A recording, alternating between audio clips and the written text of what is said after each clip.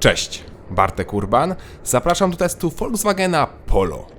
Polo jest już na rynku od 1975 roku, czyli niemal 50 lat i przez ten czas doczekało się 6 generacji. Ostatnia została zaprezentowana w 2017 roku, a rok temu, czyli w 2021, auto przeszło dość mocny lifting. I ja właśnie do testów mam najnowsze Polo po liftingu. Zmiany to klasycznie przedni oraz tylny pas, gdzie mamy nowe światła i przemodelowane zderzaki oraz grill. W wyższych wyposażeniach Polo może mieć wąsa, czy tam taką monobrew, czyli przedni pas świetlny idący przez niemal całą szerokość auta. To akcent znany z innych modeli Volkswagena i do tego trzeba się przyzwyczaić. Ja wciąż mam z tym problem, ale na szczęście siedząc w kabinie tego nie widać. Widać za to ten świetny, fioletowy lakier o nazwie Vibrant Violet, kapitalna barwa, zwłaszcza w słońcu pięknie się mieni. Pięknie też się mienią hamulce, które mają rdzawą barwę. Niestety to już nie pierwszy raz, jak w autach z koncernu WAG mam rdze na tych elementach. Moim zdaniem tak to nie powinno wyglądać. Pod ostatnimi testami, jak o tym wspominałem, ludzie zwracali uwagę, że być może jest to wina zbyt mocnych środków do mycia kół, co w sumie może jest prawdziwe, ale przecież inne koncerny takich problemów nie mają, a nie wierzę, że tam ludzie nie myją takimi środkami kół. Tutaj ewidentnie coś jest nie tak. Mam też lekki problem z tymi tylnymi lampami, które są jakby za duże. No przyznacie, że jakby były ciutkę mniejsze, to Polo wyglądałoby zgrabniej. W ogóle to te lampy chyba nawiązują do najnowszego Golfa 8 generacji. Plus za to za felgi, naprawdę ładny wzór. No dobra, to jeszcze rzućmy okiem na wymiary. Polo to przedstawiciel popularnego segmentu B, czyli miejskie auta, do których należy Polo, Fiesta, Fabia, Corsa, 208, Yaris i tak dalej. Długość nowego Polo to 4074 mm, szerokość to 1751, a wysokość to 1451 mm. Rozstaw osi wynosi 2552 mm. To jak znamy te wszystkie dane, to pora na bagażnik. Kufer ma pojemność 351 litrów, co jest zwyczajną wartością w tej klasie. Kufer ma podwójne dno, a pod tą dyktą mamy jeszcze miejsce na koło zapasowe albo zestaw naprawczy, tak jak to ma miejsce w moim przypadku. Oparcie kanapy można położyć, co powinno się robić z kabiny. Na szczęście bagażnik jest na tyle krótki, że da się to zrobić z poziomu bagażnika.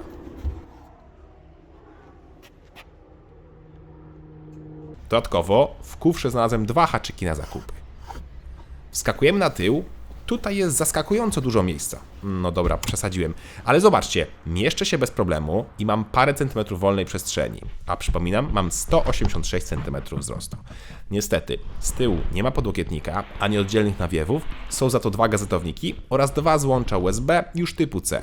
I te złącza to standard w każdej wersji. Plastik z tyłu jest dość przeciętny, ale wygląda całkiem nieźle. Z przodu witają nas fotele, które na dłuższą metę nie są jakieś super wygodne. Mają za to dużą regulację, dzięki czemu łatwo znaleźć odpowiednią pozycję. Podłokietnik też jest regulowany, ale niestety tylko w jednej płaszczyźnie. Deska rozdzielcza w odświeżonym Polo dostała m.in. nową kierownicę, inaczej wkomponowany ekran, nieco zmieniony drążek do zmiany biegów oraz zmieniony panel od klimatyzacji. Zmiany więc już tak mocno kosmetyczne, ale faktycznie odświeżyły nieco to wnętrze. Miło też, że wciąż ekran jest wkomponowany w deskę, a nie wystaje ponad nią. Szkoda tylko, że na przykład obsługa dotykowej klimatyzacji już nie jest tak intuicyjna i prosta, jak to było w przedlifcie, jak mieliśmy fizyczne przyciski. Tutaj wygląda wszystko ładnie, ale bez odrywania wzroku ciężko cokolwiek tutaj smyrać.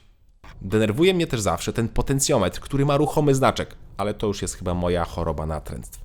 Sam system działa przyzwoicie i tylko czasami łapie jakieś opóźnienia.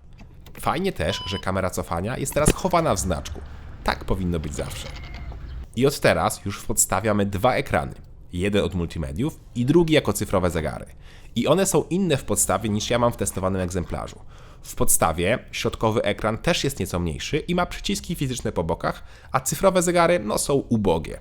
Teraz widzicie cyfrowe podstawowe zegary, które miałem w modelu Taigo, który to ma dokładnie taką samą deskę rozdzielczą jak Polo po liftingu.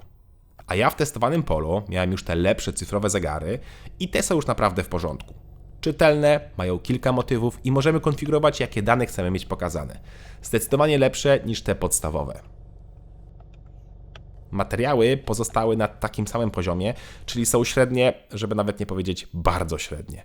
Momentami jest bardzo twardo, a część elementów niestety skrzypi pod naciskiem. Tyle dobrego, że nie ma piano black. Zresztą, posłuchajcie i zobaczcie sami.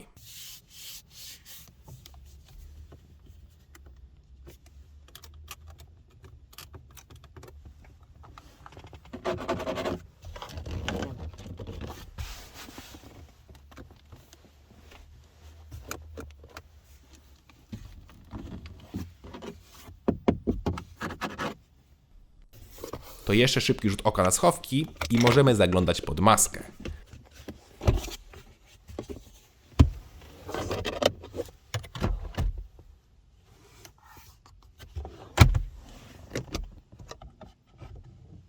A pod maską do wyboru mamy już tylko jeden silnik w dwóch wariantach mocowych. Jest to 3-cylindrowe benzynowe 1.0 turbo o mocy 95 lub 110 koni. Czyli gama silnikowa skurczyła się, bo jeszcze w 2020 roku do wyboru były dodatkowo wolnossące 1.0 oraz benzynowe 1.5 turbo 4 cylindry, a także i turbo diesel 1.6 też 4 cylindry. W ofercie po lifcie wciąż jest ten sam silnik 2.0 TSI o mocy 200 koni, który występuje w wersji GTI. Ja do testu wybrałem mocniejszy wariant o mocy 110 koni, który tak to brzmi.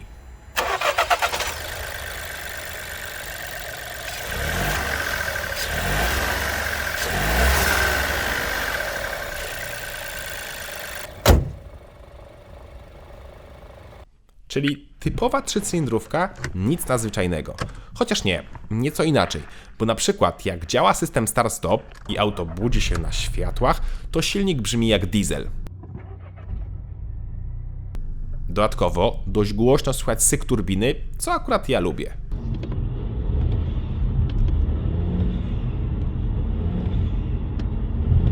Ale poza tym kultura pracy, jak na 3-cylindrowca jest dobra, nie czuć nierównej pracy, jak to ma czasem miejsce w takich silnikach, jak są nierozgrzane. Auto ma też wystarczające osiągi. Katalogowo auto powinno przyspieszać do setki w 10,4 sekundy, co ja oczywiście sprawdziłem.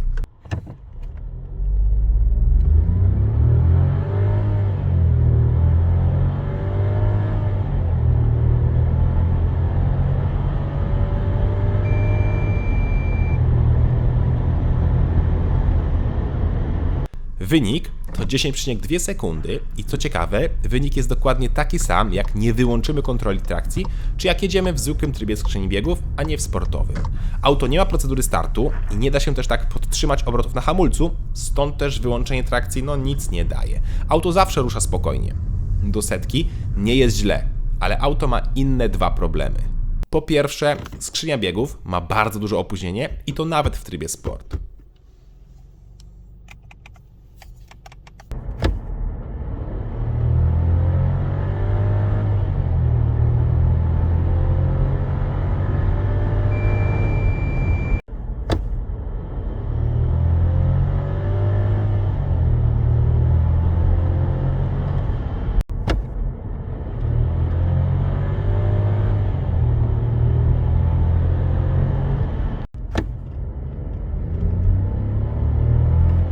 Po drugie, auto wcale tak mało nie pali. Ja w mieście miałem problemy, żeby zejść poniżej 8 litrów. Taka zwykła jazda zazwyczaj kończyła się wynikami na poziomie 8,5 litra. Dużo jak na tak małe auto z tak małym silnikiem. Nieco lepiej jest na trasie, gdzie przy 140 Polo zużywa od 7 do 7,5 litra, a przy 120 około 6. Bak paliwa ma 40 litrów. Poza tym Polo się przyjemnie prowadzi. Układ kierowniczy jest w miarę precyzyjny, a zawieszenie, jak to w Volkswagenie, sztywne. Część z moich pasażerów twierdziła, że nawet jest za sztywne, za twarde, ale ja takie zawieszenie lubię. Dzięki temu auto jest pewniejsze w szybkich zakrętach. Być może jakby koło było o cal mniejsze, to wtedy komfort rezerwowania byłby lepszy. Pochwalić też muszę LEDowe światła, które miałem w moim egzemplarzu. Świecą naprawdę bardzo dobrze, tutaj duży plus. Pora przejść do najtrudniejszej części testu, czyli cennika. Polo jest drogie. Polo jest strasznie drogie i testowany egzemplarz kosztował ponad 119 tysięcy złotych. Tak, 119 tysięcy złotych za 3-cylindrowe Polo, które na dodatek wcale nie miało każdej opcji. Brakowało na przykład bezkluczykowego systemu odpalania czy tam otwierania samochodu, czy podgrzewanych foteli. Nie widzę też takiej opcji jak podgrzewana kierownica, czy elektroniczny hamulec ręczny. W Polo tego nie dostaniemy i ręczny nawet z automatem jest klasyczny. Ma to swoje plusy, jak i minusy, bo na przykład przez to nie można mieć auto holda, czyli funkcji, która po puszczeniu gazu trzyma auto i samochód sam jeszcze nie rusza. No drogie to nowe Polo okrutnie. Najtańsza wersja, czyli 1.095 koni z manualem 5-biegowym kosztuje 80 tysięcy złotych. Dopłata do automatu to kolejne 8 tysięcy złotych, czyli razem 88 tysięcy złotych. Dopłata do mocniejszej wersji, czyli tej 110-konnej, to kolejne 5 tysięcy złotych, czyli trzeba już wydać 93 tysiące złotych. I mówimy o najtańszym wyposażeniu w wersji Style, czyli jak testowana. Za odmianę 110-konną trzeba zapłacić 102 tysiące złotych. Przykładowo 200-konna Fiesta ST kosztuje 100 tysięcy złotych. 2000 złotych mniej, a mamy 90 koni więcej i naprawdę sportowy wóz. No dramat te ceny nowego Polo i co najgorsze, to auto nie ma żadnej, ale to żadnej zalety, żeby kupić właśnie Polo, a nie na przykład Fiestę, czy nawet Fabię czy Ibizę. Ba, Fabia oferuje mocniejsze czterocylindrowe silniki, np. 1.5 TSI o mocy 150 koni i jest tańsza o 12 tysięcy złotych od Polo. I co ciekawe, Fabia może mieć np. takie opcje jak podgrzewana kierownica, czego w Polo nie da się wybrać. Co się stało z tym Volkswagenem? Na koniec jeszcze szybki rzut oka na cennik z 2020 roku. Niby tylko 2 lata, a różnica w cenie jest na poziomie 20 tysięcy złotych. Szok. Polo po lifcie może i wygląda nieco doroślej, może i ma ładniejsze kolory, czy bardziej błyszczące wnętrze, ale w rezultacie to jest dokładnie ten sam mieszczuch, co przed liftem. Ba, mamy nawet jeszcze mniej silników niż było, a cena jest znacznie, ale to znacznie wyższa. No i gdyby to auto było o te 20 tysięcy złotych tańsze, to byłaby to świetna propozycja. A tak, moim zdaniem, kompletnie się nie opłaca. Nawet auta z wyższej klasy potrafią być tańsze. Ale jak już koniecznie chcecie kupić coś z tej klasy i z Volkswagena, bo lubicie tą niemiecką jakość, czy jesteście już od dawna posiadaczami Volkswagena, to w takim razie kupcie Fabię. Poważnie, kupcie Fabię. Niemal to samo, a dużo taniej, mocniejsze silniki i więcej miejsca w kabinie i w bagażniku. Cześć!